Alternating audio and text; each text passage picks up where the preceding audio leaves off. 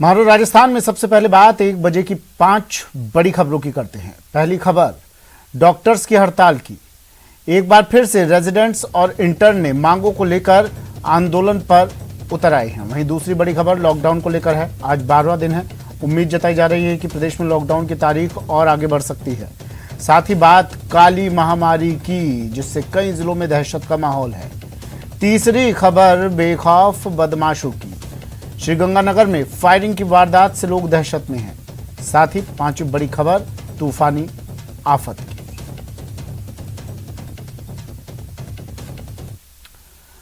और सबसे पहले बात चोरों के आतंक की, जहां झुंझुनू में एक अस्पताल में एक चोर ने बड़ी ही चालाकी से बाइक चुरा ली।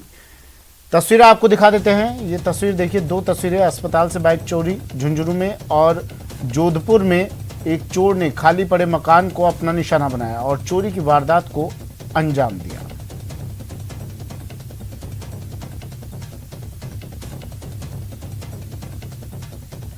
शहर शहर चोरों का आतंक। झुंझुनू और जोधपुर की ये तस्वीरें।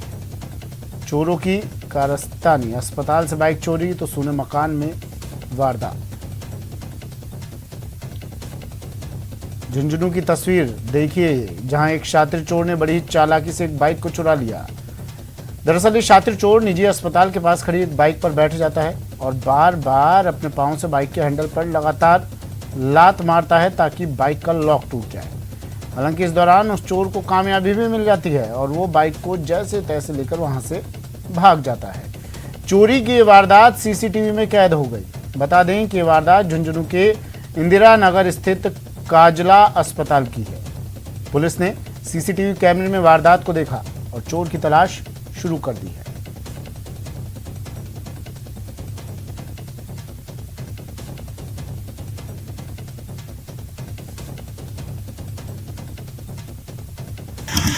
सुबह 5 बजे कोई चोर आया, वो दूसरी बाइक लेके आया। उसने बाइक इधर खड़ी कर दी, वो बाइक स्टार्ट करके छोड़ गया। दूसरी बाइक यहाँ से उठा ली और चला गया। प्रदेश भर में चोरी की वारदात और अपराधियों के हौसले लगातार बढ़ रहे हैं। और जोधपुर की तस्वीरें देखिए। जोधपुर में कोरोना संक्रमण के चलते कर्फ्यू लगा है, लेकिन इस दौरान भी पुलिस चोरियों की वारदातों पर कर्फ्यू लगाने में असफल नजर आ रही है।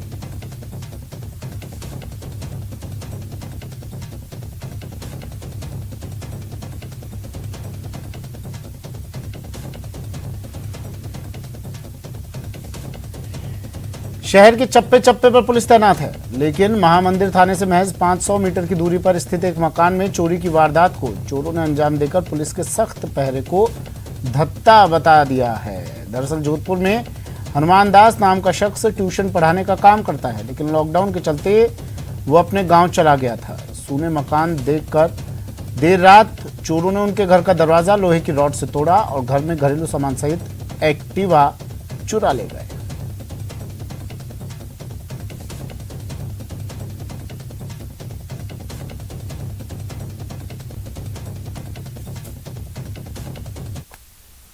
कोटपुतली में भी चोरी की वारदात को अंजाम दिया गया। राजनोता गांव में चोरों ने मंदिर को निशाना बनाते हुए राधा कृष्ण की मूर्तियों को चोरी कर फरार हो गए। चोरी की वारदात से स्थानीय लोगों में पुलिस प्रशासन के खिलाफ गुस्सा है। लोगों का कहना है कि यहां पहले भी मूर्तियों को तोड़ने और चोरी की घटना हो चुकी है, लेकिन मामले का खुलासा नहीं होने और ठोस कार्रवाई के अभाव में बदमाशों के हौसले बुलंद हैं। वहीं सूचना पर प्रागपुरा पुलिस मौके पर पहुंची और घटनास्थल का मौका मुआयना कर जानकारी ली तो मामले का जल्द खुलासा करने का आश्वासन दिया।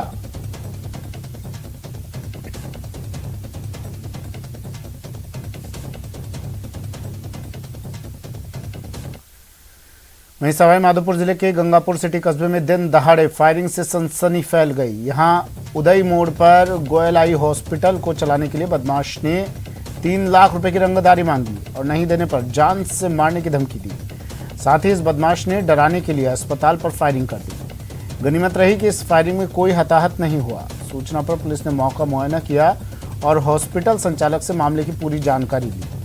आपको बता दें कि आज ही हॉस्पिटल की शुरुआत होनी थी जब फायरिंग की वारदात हुई। उस हॉस्पिटल में पूजा हो रही थी।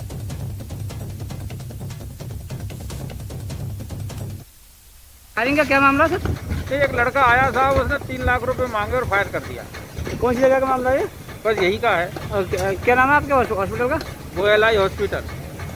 कितने बजे की घटना है सर? ये 8:15 बजे करीब थी। अभी करीब 1 घंटा पूर्व सूचना मिली थी कि ये गोयल आइल हॉस्पिटल जो निर्माणाधीन है उदय मोड़ रोड पर, यहाँ एक व्यक्ति जिसका नाम बिल्ला सामने आ रहा है, इसके द्वारा फायरिंग करने की बात आई है, जिसका मौका हमने देखा है और इसकी तलाश के लिए हमने टीमें गठित कर इसके जो भी वांछित स्थान है उन पर हम दबिश दे रहे हैं। सर फायरिंग का कारण क्या बताया जा रहा है सर? अभी तक तो फायरिंग का कारण हमारे सामने नहीं है, पर इसके परिजन कह रहे हैं कि कैसे मांगने की बात 3 लाख परिजन बता रुपए रहे हैं। फिरौती के ऐसा इनके परिजनों ने बताया है।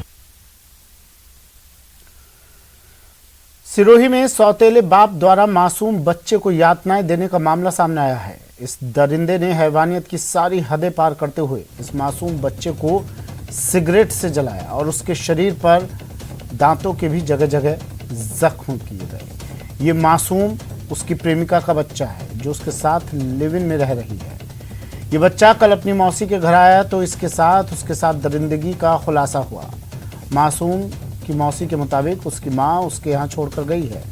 बच्चे के हाथ में एक थैली थी जिसमें बैंक डायरी, मोबाइल, आधार कार्ड और अन्य कागजात थे। इसके बाद बच्चे की मौसी उसे बाल कल्याण समिति के पास ले गए। बच्चे की मां और उसके प्रेमी लतीफ के खिलाफ एफआईआर दर्ज करवाई गई।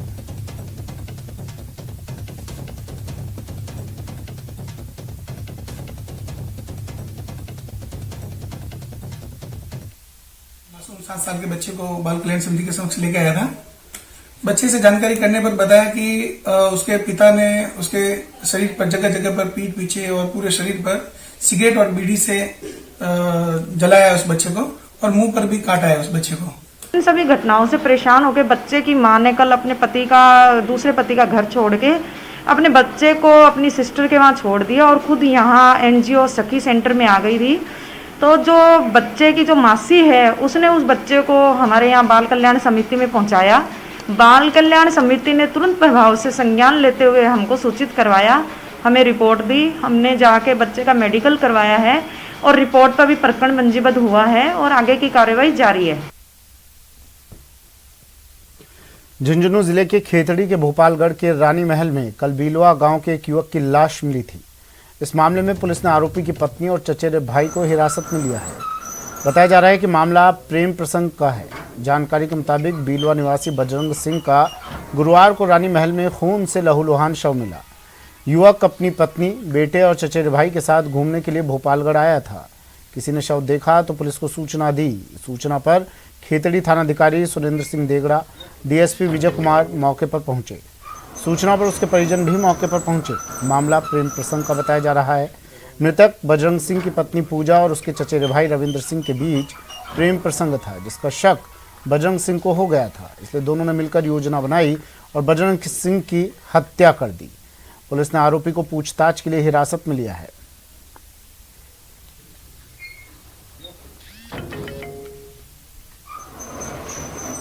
सूचना मिली कि खेतड़ी जो पुराना महल है उसमें किसी व्यक्ति की डेड बॉडी पड़ी है। सूचना पर एसएचओ में जाब्ता से पहुंचे तो डेड बॉडी पे सिर पे कुल्हाड़ी से वार किया हुआ है। प्रथम दृष्टया मामला हत्या का ही लग रहा है और मृतक की पहचान बजरंग सिंह सनाव पे बहादुर सिंह गांव बीलवा। कोरोना के मामले कम होने के बावजूद गहलोत सरकार लॉकडाउन में किसी तरह की राहत के मूड में नहीं है। सरकार ने 1 जून तक लॉकडाउन की अवधि बढ़ाने का फैसला कर लिया है। हालांकि गृह विभाग नई गाइडलाइन पर नए सिरे से मंथन कर रहा है। सीएम की हरी झंडी मिलते ही 24 मई से पहले नई गाइडलाइन जारी की जाएगी। सूत्रों के मुताबिक सीएम गहलोत मनरेगा मजदूरों को राहत देने के पक्ष में हैं, क्योंकि मनरेगा के काम पर रोक लगने से ग्रामीण इलाकों में रोजगार का संकट पैदा हो गया है। ऐसे में सीएम गहलोत कोरोना गाइडलाइन की पालना के साथ मनरेगा का काम जारी रखने के पक्ष में हैं। आपको बता दें कि प्रदेश में संक्रमण की दर 20% के आसपास है। इसे देखते हुए सरकार ने जन अनुशासन पखवाड़ा लागू कर दिया था। इसके बाद 10 से 24 मई तक पूर्ण लॉकडाउन लगा दिया गया था।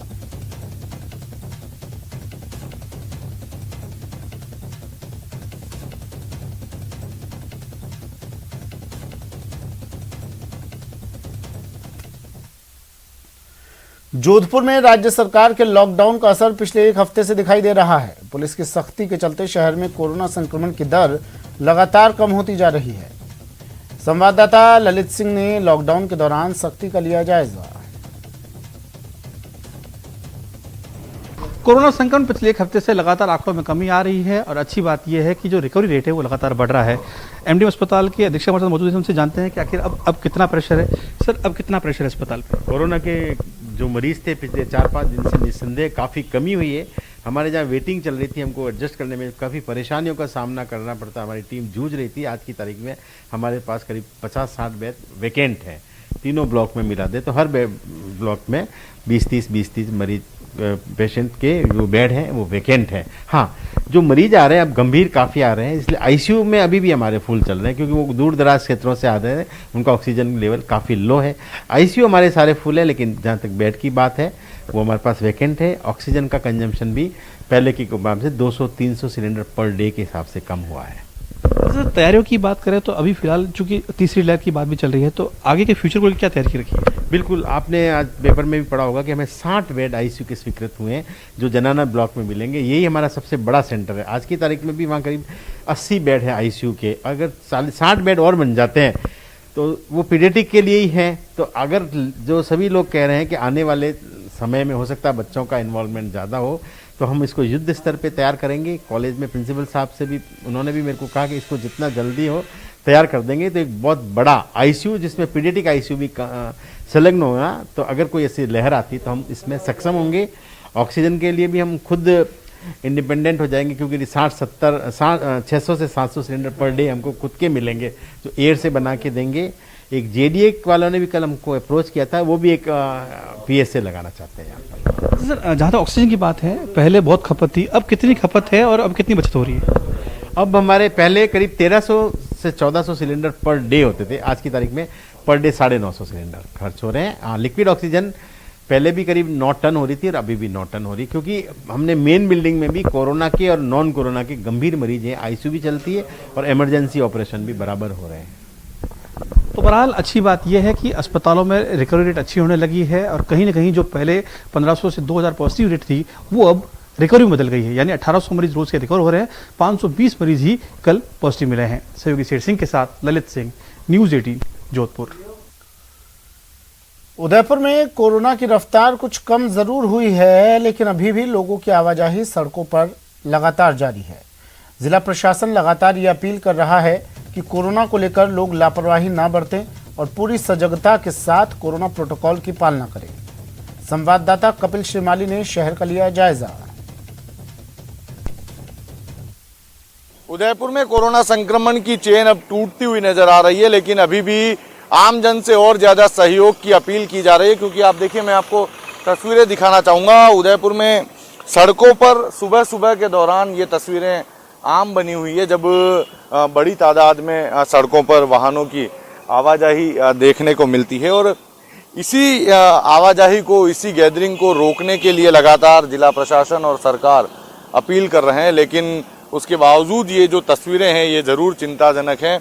पुलिस के जवान ज़रूर हमेशा ये कोशिश करते हैं कि नाकों पर तैनात रहकर अनावश्यक तौर पर बाहर निकल रहे लोगों से रोककर उनसे पूछताछ करें, लेकिन उसके बावजूद लोगों की जो संख्या है सड़कों पर वो कम होने का नाम नहीं ले रही है। और यही वजह है कि जो संक्रमित मरीज हैं अभी भी मिल रहे हैं। हालांकि पिछले कुछ दिनों के मुकाबले में अब संक्रमण की रफ्तार कुछ धीमी हुई है। पिछले 24 घंटे में 400 से ज़्यादा मरीज अभी सामने आए हैं, लेकिन अभी जिला कलेक्टर ने अपील की है कि कोरोना को अभी भी हल्के में ना लें।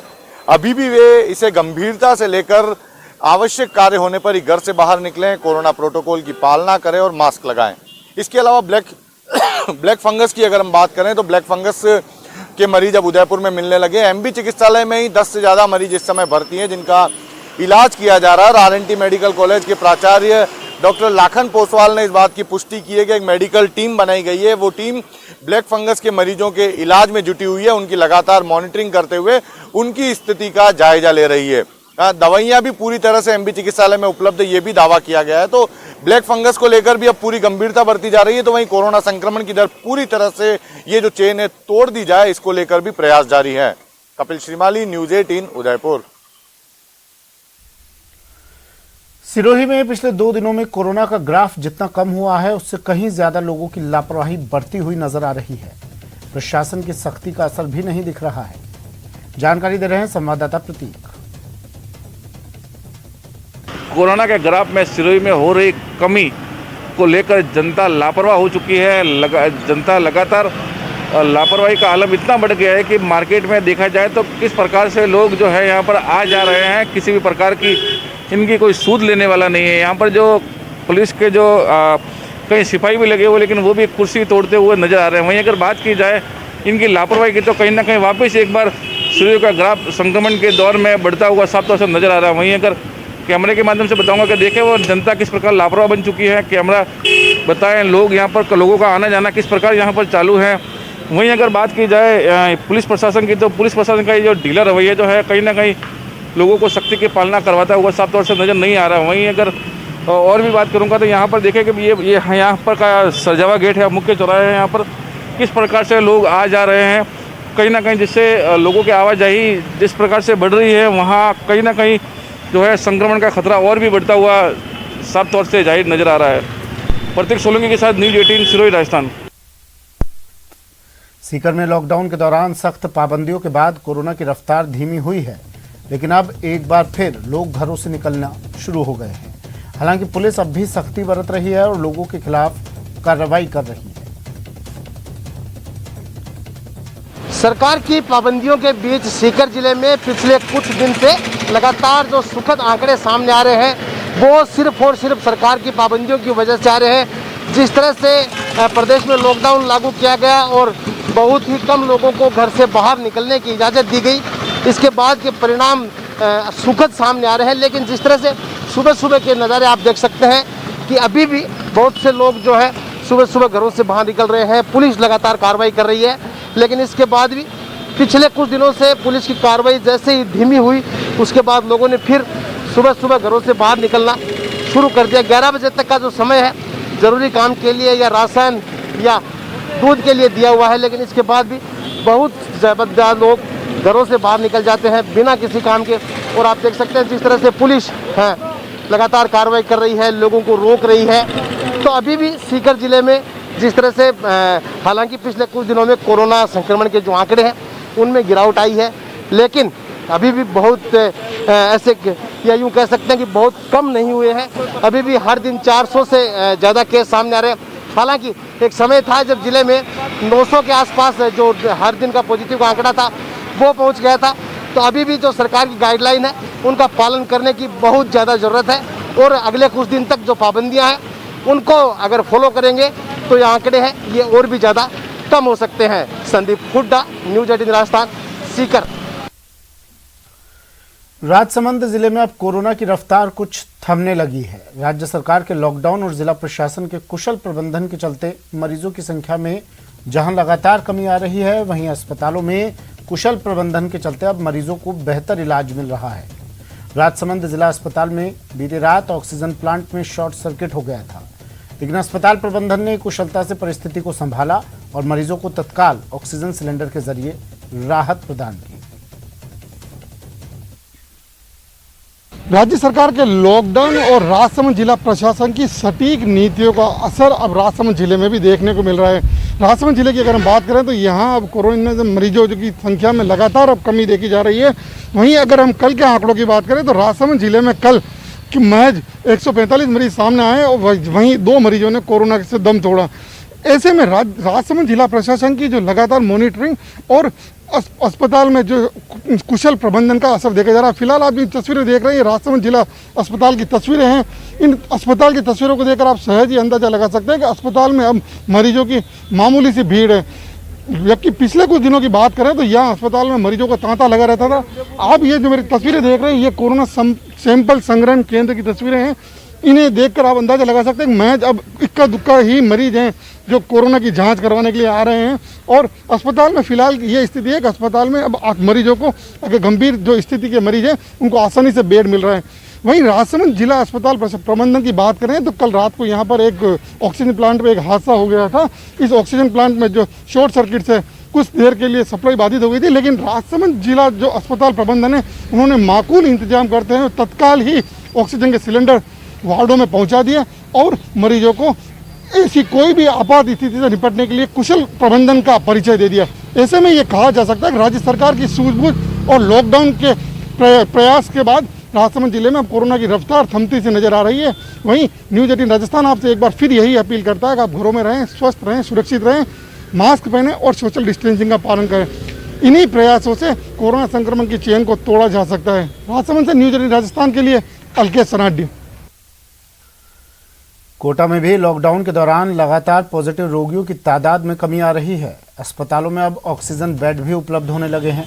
वहीं रिकवरी रेट 84% के करीब पहुंच जाने से चिकित्सा विभाग ने राहत की सांस ली है। लेकिन आज कोटा की सड़कों पर लापरवाही की तस्वीरें नजर आई। हालांकि पुलिस की सख्ती जारी है। लॉकडाउन लगाने के बाद कोटा में भी राहत जरूर मिली है, लेकिन जिस तरह की तस्वीरें आज नज़र आ रही है वो बता रही है कि अब लापरवाही जो है अभी भी बढ़ती जा रही है।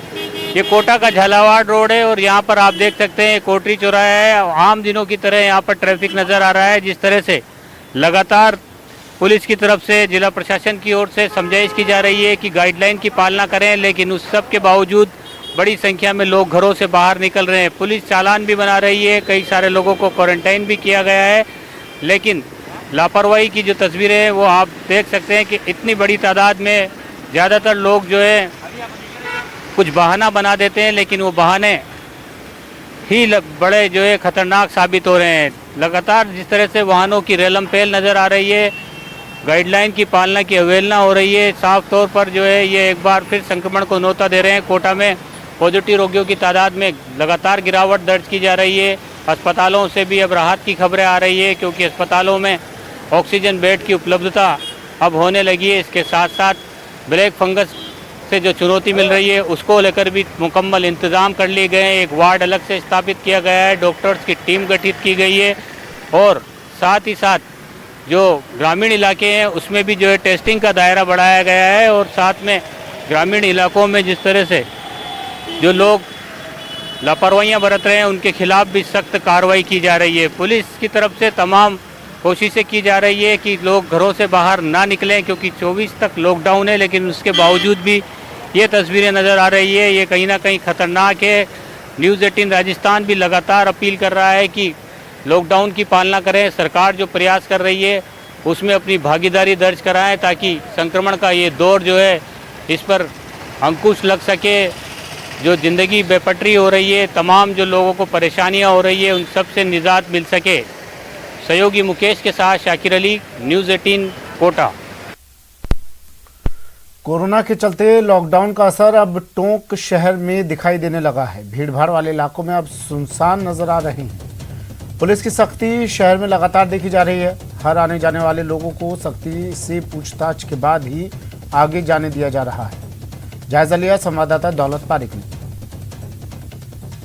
वैश्विक महामारी कोरोना को लेकर राजस्थान में लॉकडाउन है और टोंक शहर की बात करें तो आप देख सकते हैं अभी पूरा शहर सूना है। लोग सड़कों पर बहुत कम निकल रहे हैं। पूरे शहर में बैरिकेडिंग की गई है।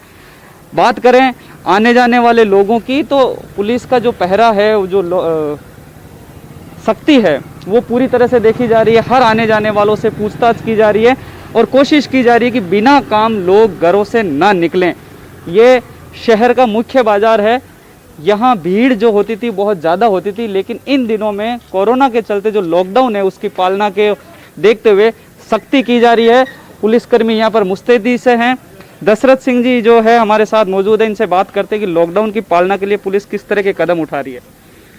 अब वो तो पुलिस पूरे एहतियात के तौर पर सारी जो भी व्यवस्थाएं हैं पुलिस की, ये जगह जगह बैरिकेड्स लगाई के मार्केट को बंद कर देते हैं 11 बजे। आने जाने वाले लोगों से किस तरह की सख्ती की जाती है? क्या लोग अब समझने लगे हैं कोरोना को लेकर के?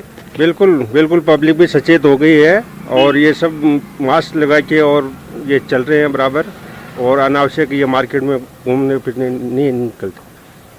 पुलिस की जो सख्ती है वो यहाँ पर अब देखी जा रही है। टोंक शहर की बात करें तो लोग हैं वो खुद घरों से कम निकलते हैं, लेकिन फिर भी अगर आम जरूरती सामान से संबंधित कोई लोग हो या वाहन हो, उनको पूछताछ के बाद यहाँ निकलने दिया जा रहा है। पिछले दिनों की बात करें तो टोंक जिले में जो है कोरोना के मामले भी काफ़ी कम आ रहे हैं और लोगों की ये सख्ती है या अनुशासन की बात करें तो जो लोग समझ रहे हैं उससे कोरोना अब थोड़ा कम होता हुआ नजर आ रहा है, लेकिन इसी तरह की सख्ती अगर लगातार जनता दिखाती है तो आने वाले दिनों में कोरोना को हराने में हम कामयाब होंगे। न्यूज़ 18 राजस्थान के लिए दौलत पारिक, टोंक। और इस बीच बड़ी खबर, पर्यावरणविद सुंदरलाल बहुगुणा का निधन। कोरोना से संक्रमित थे, पिछले कुछ दिनों से इलाज चल रहा था उनका, ऋषिकेश एम्स में इनका इलाज चल रहा था और आज उन्होंने अपनी अंतिम सांसें ली। पर्यावरणविद सुंदरलाल बहुगुणा का निधन। बड़ी खबर टीवी स्क्रीन पर, सुंदरलाल बहुगुणा का निधन। कोरोना से संक्रमित थे और पिछले काफ़ी दिनों से उनका इलाज चल रहा था। ऋषिकेश एम्स में भर्ती थे सुंदरलाल बहुगुणा। हालत उनकी क्रिटिकल बनी हुई थी। डॉक्टर्स की एक टीम लगातार उन पर नज़र बनाए हुए थी और आज अचानक सुंदरलाल बहुगुणा का निधन।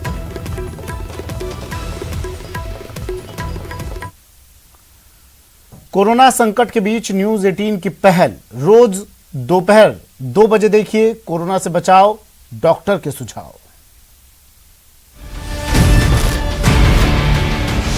जिनको पहले से है कोई बीमारी, कोरोना से उनको है खतरा भारी।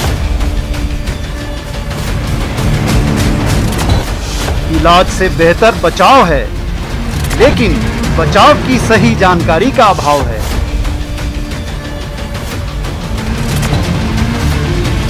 जाने माने डॉक्टरों से लीजिए सही जानकारी हर दिन।